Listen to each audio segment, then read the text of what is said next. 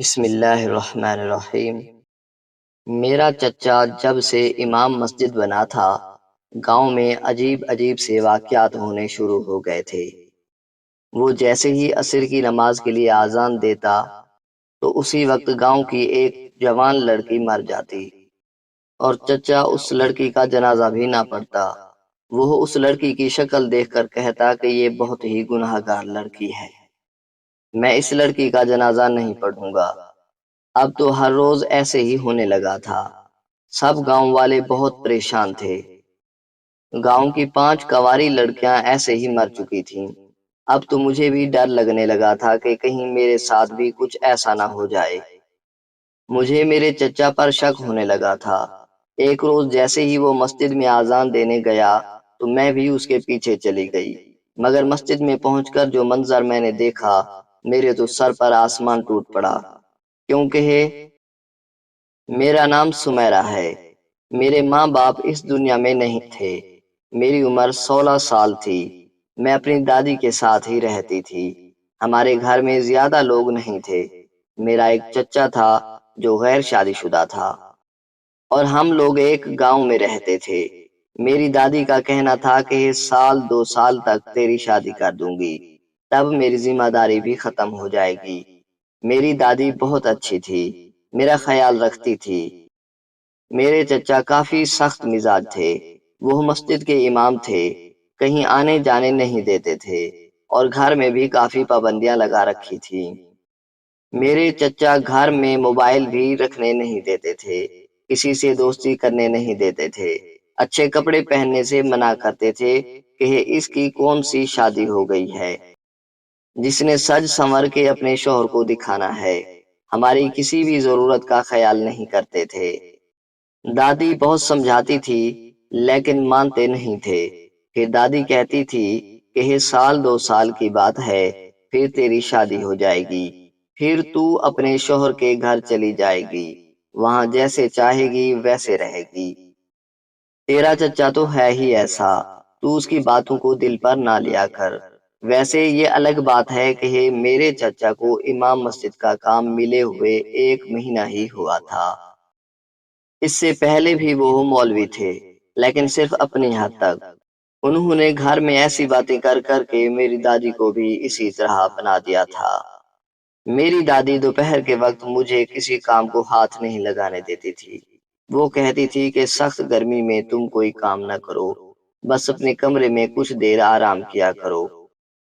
بے شک سو جانا، لیکن نماز سے پہلے اٹھ جایا کرنا۔ یہ وہ ٹائم ہوتا تھا جس میں گاؤں میں بھی زیادہ تر لوگ نظر نہیں آتے تھے۔ وہی لوگ جو دکان پہ بیٹھے ہوتے تھے، یا پھر وہ بھی دکان بند کر کے گھر چلے جاتے تھے۔ پورا گاؤں سائیں سائیں کرتا تھا، لیکن ایک دن گاؤں میں شور پڑ گیا۔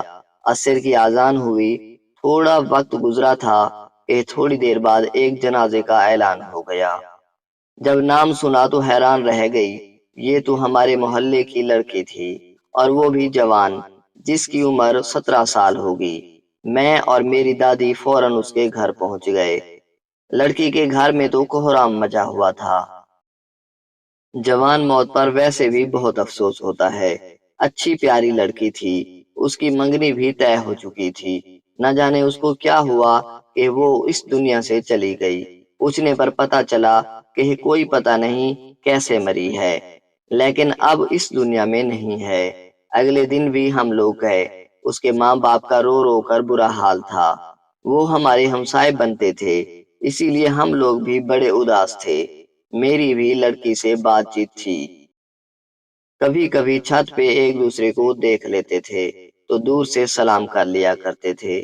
آنے جانے سے تو چچا نے منع کیا ہوا تھا۔ ایک قریبی رشتہ دار سے تھوڑی بہت بات ہوئی ہے۔ انہوں نے کہا کہ کیسے مری یہ تو پتہ نہیں ہے، بس وہ اپنے کمرے میں لیٹی ہوئی تھی۔ جب ماں بلانے کے لیے گئی کہ بیٹی چائے بنا دے، اس نے آگے سے جواب نہیں دیا۔ جب بیٹی کو ہاتھ لگایا تو اس کا وجود بالکل ٹھنڈا پڑا ہوا تھا، اور وہ بیچاری نیند میں ہی اس دنیا سے چلی گئی۔ میری دادی حیران رہ گئی، اور میں بھی۔ میری دادی کا کہنا تھا کہ لگتا ہے کوئی سایہ ہو گیا ہوگا اس پہ۔ اسی نے جان لے لی ہوگی، ورنہ جوان لڑکی تھی، اس کو کون سا کوئی بیماری تھی۔ سارے گاؤں والے یہی کہہ رہے تھے کہ آذان ہوئی ہے اور 2 منٹ بعد لڑکی بیچاری فوت ہو گئی۔ رات ہوئی تو میں نے دیکھا کہ میرے چچا ادھر ادھر پھر رہے تھے، ان کو نیند نہیں آ رہی تھی۔ میں پانی پینے کے لیے اٹھ گئی تھی، تب سوچا چاچا سے پوچھ لوں، شاید کسی چیز کی ضرورت ہو۔ بس میرا پوچھنا تھا کہ انہوں نے مجھے ڈانٹنا شروع کر دیا۔ انہوں نے کہا کہ تجھے کیا ضرورت ہے میرے معاملے میں بولنے کی؟ میں جاگ رہا ہوں تو میری مرضی، مجھے کچھ چاہیے ہوگا تو میں خود لے لوں گا، دفع ہو جا، اپنے کمرے میں جا کے سو جا۔ میں حیران رہ گئی، میں نے کہا کہ میں نے کیا کیا تھا؟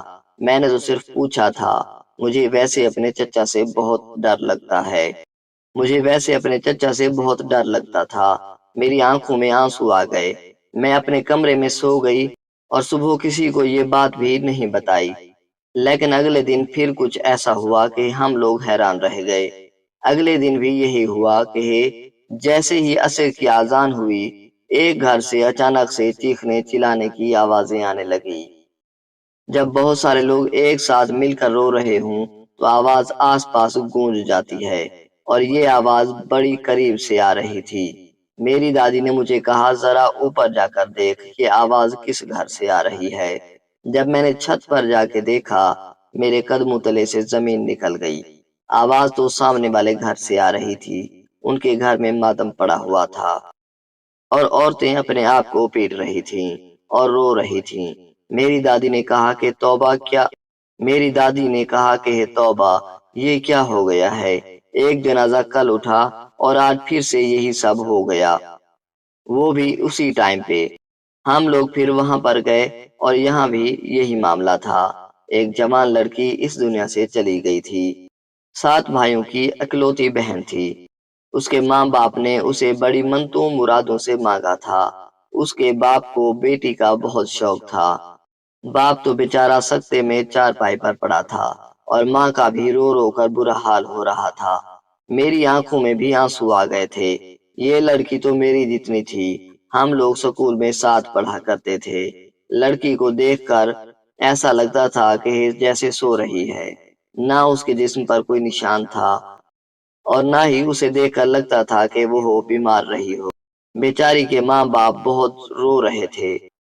میرا تو وہاں بیٹھ کے دل ہی خراب ہونے لگا۔ میں نے دادی سے کہا کہ اپنے گھر چلتے ہیں، ہم ان کے لیے ویسے بھی کچھ نہیں کر سکتے۔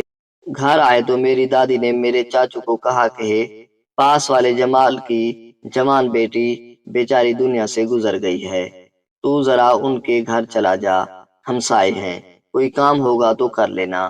اس نے کہا کہ میرا تو اذان کا ٹائم ہونے والا ہے، ویسے بھی میں کیا کر سکتا ہوں، ان کے 7 جوان بیٹے ہیں، وہ مل جل کر سارے کام کر لیں گے۔ انہوں نے مجھے نماز جنازہ کے لیے بلایا تھا اور میں نے جنازہ پڑھنے کے لیے بھی انکار کر دیا ہے۔ میری دادی غصے میں آ گئی اور بولی، تو کس طرح کا انسان ہے؟ نماز جنازہ پڑھانا تو نیکی کا کام ہے اور تو نے انکار کر دیا۔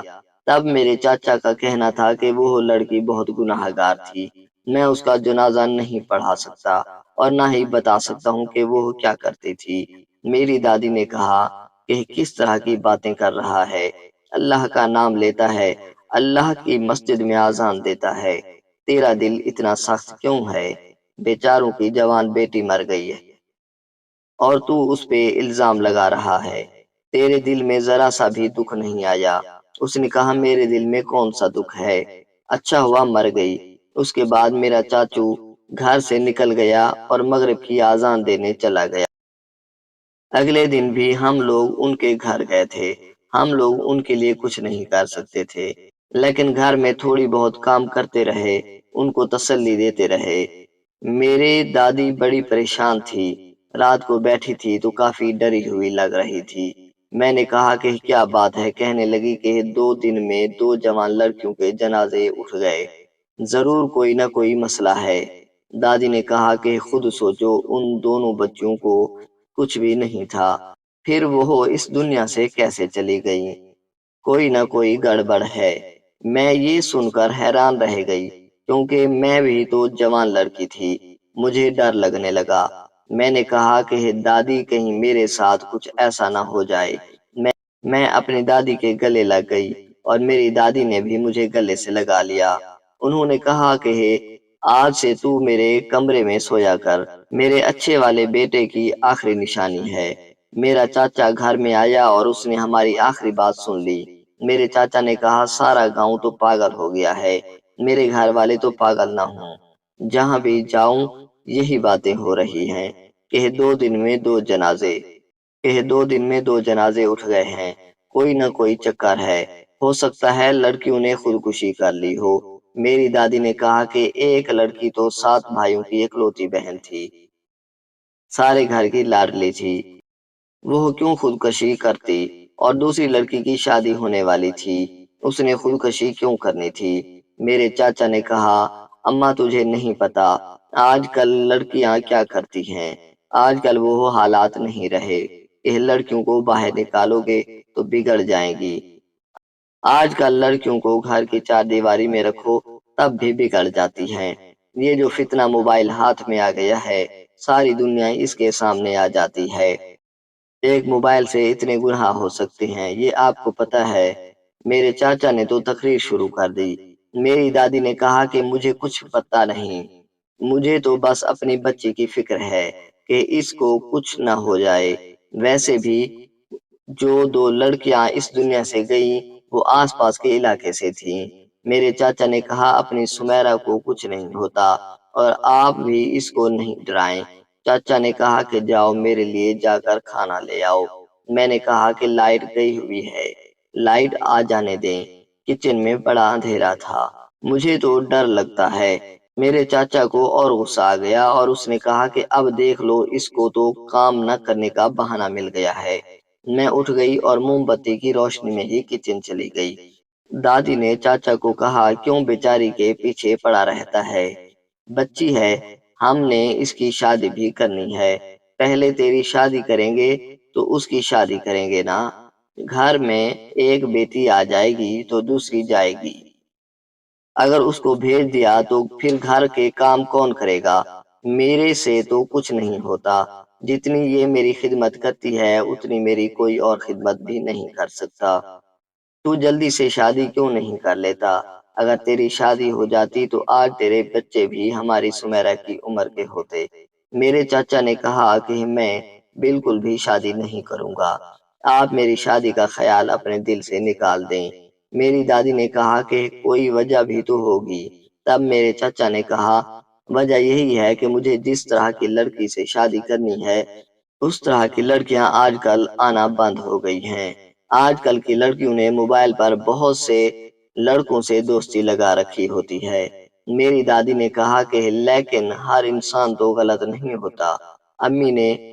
امی میں نے کسی سے بھی بحث نہیں کرنی، بس یہ میرا آخری فیصلہ ہے کہ میں نے شادی نہیں کرنی ہے، آپ مجھے میرے حال پر چھوڑ دو اور اپنی اسی بچی کے لاڈ نخرے اٹھا کر اس کی شادی کرو، لیکن میں پہلے ہی بتا رہا ہوں کہ شادی پر کوئی بھی فضول رسم نہیں ہوگی، بس کوئی اچھا سا گھر دیکھ کے اس کی شادی کرا دیں گے، مسجد میں بیٹھ کر نکاح کروا دیں گے، نکاح بھی میں ہی پڑھا دوں گا، اس کو یہاں سے چلتا کرو، اور رہی بات تیری، تو سن لے تیرے ہاتھ پیر سلامت ہیں، تو اپنا خیال رکھ سکتی ہے، اور اگر نہیں کرنی اس کی شادی تو بے شک نہ کر، اس کو اپنی خدمت کے لیے رکھ لے، ویسے بھی بڑے بھائی نے ہمارے لیے کیا کیا تھا، کچھ بھی تو نہیں کیا تھا، ساری زندگی اپنی بیوی کی غلامی کرتا رہا ہے، اس کو لے کر ایک طرف ہو گیا، اور پھر یہ تو اچھا ہوا کہ اسے اس کے کیے کی سزا مل گئی۔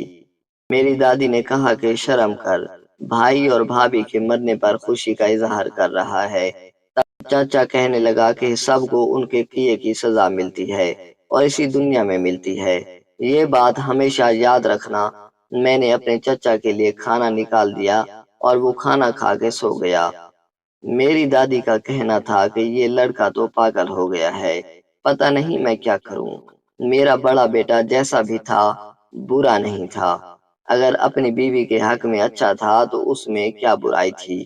دادی مجھے میری امی ابو کی باتیں سناتی رہتی تھیں، وہ کہتی تھی کہ تیری امی اور ابو بہت اچھے تھے، تمہاری ماں اس گاؤں کی نہیں تھی، وہ شہر کی تھی، یہاں پر نہ رہ سکی، لیکن اس کی کوئی غلطی نہیں تھی اور بس قسمت بری تھی جب وہ دونوں اس دنیا سے چلے گئے اور ایک حادثے میں ہم لوگوں کو اکیلا چھوڑ گئے۔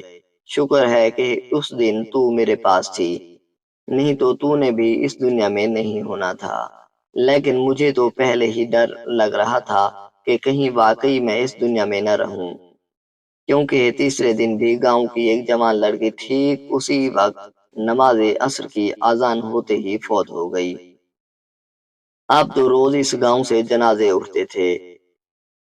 ایک دفعہ کہیں سے اڑتے اڑتے یہ بات ہمارے کانوں تک بھی آ گئی کہ جب سے یہ ارشاد نے اذان دینا شروع کی ہے، تب سے ہی اذان کے فوراً بعد کوئی نہ کوئی لڑکی مر جاتی ہے۔ یہ سب کچھ اس کی وجہ سے تو نہیں ہو رہا ہے، یہ کوئی گناہ گار انسان تو نہیں ہے جو اللہ کی مسجد میں ممبر پر کھڑے ہو کے اذان دیتا ہے تو اس کی سزا ہم سب کو ملتی ہے۔ میرے چاچے کو یہ بات پہنچی تو اس نے بھی غصے کا اظہار کیا۔ اس نے کہا کہ جس نے بھی یہ بات کی ہے وہ مجھے مل جائے، میں اس کو بتاؤں گا بھلا اس میں میرا کیا قصور ہے۔ گاؤں میں چھوٹی چھوٹی باتیں بہت پھیل جاتی ہیں۔ آج کل سب کا موضوع یہی تھا، لوگ عصر کے ٹائم اپنے گھروں میں قرآن پاک پڑھنا شروع کر دیتے تھے اور اپنی بیٹیوں کو گھر سے باہر بھی نہیں جانے دے رہے تھے۔ ایک دن میں نے کچھ بہت ہی عجیب دیکھا۔ میری دادی کی طبیعت خراب تھی کیونکہ ان کے سر میں بہت درد تھا اور میرے چاچا گھر پر نہیں تھا۔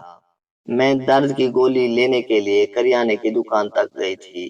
میری دادی نے کہا کہ تیرے چاچا نے دیکھ لیا تو تیری جان لے لے گا۔ میں نے کہا کہ کچھ نہیں ہوگا، ایک دو تھپڑ مارے گا تو کھا لوں گی۔ جب میں دکان پر گئی تو وہاں پر ایک لڑکی کھڑی تھی جس کو میں جانتی تھی، وہ میری عمر کی تھی۔ تھوڑی میری اس سے بات چیت ہو گئی۔ اس نے کہا کہ وہ بہت ڈری ہوئی ہے، کوئی پتہ نہیں کیا ہو جائے۔ میں اس کو اپنے ساتھ لے کر چلنے لگی۔ اس کا گھر پہلے آ گیا تو اپنے گھر میں چلی گئی اور میں اپنے گھر میں داخل ہو گئی۔ گھر آئی تو میں نے اپنی دادی کو دوائی دے دی، لیکن اس دن وہی لڑکی اس دنیا سے چلی گئی جو مجھے دکان پر ملی تھی۔ سب کہتے تھے کہ لڑکیاں خودکشی کر رہی ہیں، ان کے ماں باپ اپنی عزت بچانے کے لیے یہ بات چھپا رہے ہیں، لیکن میں نے اس لڑکی کو دیکھا تھا، اس کو دیکھ کر تو ایسا کچھ نہیں لگتا تھا کہ یہ کوئی زندگی سے تنگ تھی اور ابھی جا کر اپنی جان لے لے گی۔ یہ گاؤں ایسا بن گیا تھا کہ جیسے اب یہاں کوئی بھی نہیں رہتا ہے۔ کون کس ٹائم نکلتا تھا، کس ٹائم آتا جاتا تھا، کسی کو کوئی پتہ نہیں تھا۔ عورتیں تو بالکل ہی گھر سے باہر نہیں نکلتی تھیں اور جوان لڑکیوں کی زندگی تو عذاب ہو کے رہ گئی تھی کہ گھر کے اندر ہی پڑی رہتی تھیں۔ ایک دن میں نے اپنے چچا کو کسی سے فون پر بات کرتے ہوئے سن لیا۔ ہمیں تو وہ گھر میں فون رکھنے نہیں دیتا تھا، لیکن اس کے پاس فون تھا جس پر وہ دن بھر عجیب و غریب قسم کی خبریں سنتا رہتا تھا کہ بیٹے نے ماں کو مار دیا، بہن نے باپ کو مار دیا، بھائی نے بہن کو مار دیا اور نہ جانے کیا کیا۔ آج فون پر کسی سے کہہ رہا تھا کہ فکر نہ کرو، آہستہ آہستہ ساری گندگی ختم ہو جائے گی۔ گاؤں والے تو کہتے ہیں کہ لڑکیاں خود ہی اپنی جان لے رہی ہیں، اسی لیے مجھے کسی سے ڈرنے کی کوئی ضرورت نہیں ہے۔ جو ہو رہا ہے اچھا ہو رہا ہے۔ میرے چاچو لڑکیوں کی موت سے ایسے خوش ہو رہا تھا جیسے انسان اپنے گھر میں چوہے مار کے خوش ہوتا ہے۔ میں نے بہت سی لڑکیوں کو مرتے ہوئے دیکھا تھا۔ میرے ماں باپ تو اس دنیا میں نہیں تھے، لیکن جوان بچوں کے ماں باپ تو تھے جو دن رات روتے رہتے تھے۔ میں نے سوچ لیا تھا کہ میں اپنے چاچا کا پیچھا کروں گی اور پتہ کروں گی کہ یہ کیا کرتا ہے۔ یہ کرنا میرے لیے بہت مشکل تھا۔ مجھے تو گھر کے دروازے تک جانے کی اجازت نہیں تھی۔ پہلے سوچا کہ دادی کو بتا کر ان کو اعتماد میں لے لوں، لیکن میری دادی میری اتنی فکر کرتی تھی کہ انہوں نے کہنا تھا کہ کوئی ضرورت نہیں ہے، اس لیے میں نے سوچ لیا کہ میں کسی کو بھی نہیں بتاؤں گی، لیکن کچھ نہ کچھ ضرور کروں گی۔ اور میں بہت ڈر ہی رہی تھی کسی نہ کسی کو بتانا بھی ضروری تھا۔ مجھے صرف 5ویں کلاس تک پڑھایا گیا تھا۔ میں اپنے اسکول کے پرنسپل کے پاس چلی گئی، جو مجھے بیٹی کہتے تھے۔ وہ ساری لڑکیوں سے بہت شفقت سے پیش آتے تھے۔ میں نے ان کو جا کے سارا معاملہ بتا دیا۔ انہوں نے کہا کہ بیٹا تمہیں شک ہو رہا ہے؟ میں نے کہا کہ جی ہاں مجھے شک ہو رہا ہے۔ میں یہ شک دور کرنا چاہتی ہوں۔ میں چاہتی ہوں کہ کل کو اگر مجھ پر کوئی الزام لگے تو آپ میرا ساتھ دیں۔ آپ اس گاؤں کے بڑے ہیں، پڑھے لکھے ہیں، سکول چلاتے ہیں، لوگ آپ کی بات مانتے ہیں۔ انہوں نے کہا کہ تم فکر نہیں کرو، تمہیں جو بھی کرنا ہے تم کرو اور ثبوت لے کر آؤ۔ اس کے بعد میرا ایک پولیس والا جاننے والا ہے، میں اس کو بھی بلا لوں گا اور وہ ہماری ہر طرح کی مدد کرے گا۔ میں اپنے چچا کا پیچھا کرتی رہی۔ پورا دن تو اس نے ایسا کچھ بھی نہیں کیا، لیکن جب عصر کا وقت ہوا تو وہ مسجد میں چلا گیا۔ میں ان کے پیچھے تھی۔ ڈر کی وجہ سے کوئی بھی گھر سے نہیں نکل رہا تھا۔ مسجد بالکل ویراں پڑی تھی۔ چاچا کسی کو فون لگانے لگا اور اس کو کہا کہ فلاں مکان نمبر ہے اور اس طرف سے راستہ جاتا ہے، وہاں پہ چلے جاؤ۔ لڑکی کے کمرے کی کھڑکی گلی میں باہر کی طرف کھلتی ہے۔ اس ٹائم وہ سو رہی ہوگی۔ وہاں سے اندر داخل ہو جانا۔ کھڑکی کا تالا میں نے پہلے ہی توڑ دیا ہے اور کام ختم کر کے واپس آ جانا۔ میں حیران رہ گئی۔ اس کے بعد چاچا اذان دینے کی تیاری کرنے لگے، وضو کرنے لگے۔ اس کا مطلب ہے یہ ہے کہ وہ کسی اور کے ہاتھوں کسی لڑکی کو مروانے والا تھا۔ میں نے سن لیا تھا۔ میں اس گھر کی طرف بھاگ اٹھی اور راستے میں پرنسپل صاحب کو بھی بتا دیا۔ جب ہم کمرے میں پہنچے تو سامنے کا منظر دیکھ کر حیران رہ گئے۔ ایک آدمی اس لڑکی کو مارنے کی کوشش کر رہا تھا۔ اس کا مارنے کا طریقہ بڑا ہی عجیب تھا۔ کہتے ہیں کہ انسان کی گردن پر ایک رگ ہوتی ہے جو انسان کی گردن کے پیچھے کی طرف ہوتی ہے۔ اگر اس پر بہت زور سے وار کیا جائے تو انسان کافی گھنٹوں کے لیے بے ہوش ہو جاتا ہے، اور اگر زیادہ ہی زور سے مارا جائے تو انسان مر بھی سکتا ہے۔ یہ قاتل اسی رگ پر وار کیا کرتا تھا۔ اتنا گاؤں میں کسی کو علم ہی نہیں تھا، اور یہ رگ گردن کے بالکل پیچھے ہوتی ہے جس پر کوئی دھیان نہیں ہوتا۔ ہم وقت سے پہنچ گئے اور اس لڑکی کی جان بچ گئی۔ ہمارے ساتھ ایک پولیس والا بھی تھا۔ اس نے فوراً اس آدمی کو پکڑ لیا اور اسے پولیس والے پکڑ کے لے گئے۔ لڑکی کے ماں باپ کو بھی سب کچھ بتا دیا گیا۔ گاؤں کے معززین بھی اکٹھے ہو گئے۔ سب میری بہادری کی داد دے رہے تھے۔ تھوڑی دیر کے بعد پولیس نے اس آدمی سے پوچھنے کے بعد ہمیں بتایا کہ میرے چاچو کا بہت ہی گہرا دوست ہے اور یہی سب کچھ کرتا تھا۔ وہ کہتا تھا کہ ان جوان لڑکیوں کو مار کر ہم دونوں کو ثواب ملے گا۔